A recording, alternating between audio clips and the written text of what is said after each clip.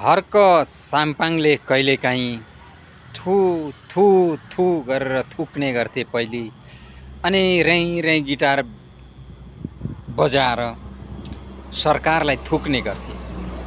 हाम्रा अग्रज पुराना थोत्रे नेताहरूलाई पनि थुक्ने गर्थे।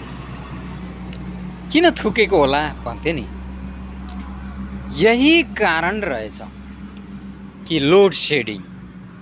लोड सेडिङ हाम्रा केपी शर्मा ओली जस्ता नेतालाई लोड सेडिङ मनपर्छ र अन्धकार मनपर्छ। त उनीहरूलाई अन्धकार त हुँदैन कहिले पनि, किनभने उनीहरूको घरमा, उनीहरूको अफिसमा, उनीहरूको संस्थामा कहिल्यै पनि लाइन जाँदैन। लाइन गए पनि इन्भर्टर छ, जेनेरेटर छ, ठुला जेनेरेटर, महँगा जेनेरेटरहरू छन्, त्यसैले त्यहाँ लाइन जाँदैन। हेर्नुहोस् त हाम्रो अहिले विराटनगरमा पुरै अन्धकार छ। जहाँ जेनेरेटर बालेको छ त्यहाँ मात्र उज्यालो छ। ल हेर्नुहोस् त्यो पर एउटा घरमा ठुलो जेनेरेटर छ, त्यो घरमा बत्ती बलेको छ। अरू जहाँ इन्भर्टर जोडिएका छन् ती घरहरूमा हल्का उज्यालो छ, त्यो पनि सबै तलामा सबै बत्ती बल्दैनन्, 2-4 बल्बहरू बल्छन्, अरू सबै अन्धकार छ। हेर्नुहोस् त,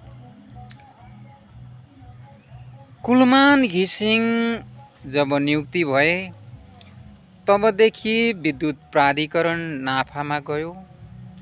विद्युत प्राधिकरणमा अलिकति सुविधा भयो, अनि यसको सम्पूर्ण काम गर्ने, म्यानेजमेन्ट गर्ने, योभन्दा अगाडि पनि त प्रधानमन्त्रीहरू थुप्रै थिए, योभन्दा अगाडि पनि त्यस्ता कुलमानहरू धेरै थिए, घुलमानहरू थिए, कुलमान नभनौँ घुलमानहरू धेरै थिए। तर त्यस बेला पनि त लोड सेडिङ हट्नुपर्ने नि, हटेन। तर जब कुलमान आए, लोड सेडिङ हट्यो, लोड सेडिङ मुक्त भयो, विद्युत प्राधिकरणको जुन लोन थियो त्यो चुक्ता भयो, त्यस पछाडि विद्युत प्राधिकरण नाफामा गयो। त्यो कुरा केपी शर्मा ओलीलाई पिटिकै मन परेन। त्यसैले अब त्यहाँ बिजनेसको खेला भयो। जेनेरेटर, इन्भर्टर, ब्याट्री आदि इत्यादि, अब त्यसमा खेला छ, त्यसमा कमिसन छ, त्यसमा घुस छ, त्यसमा भन्सार छ। त्यसैले हामी अन्धकारमा बसौँ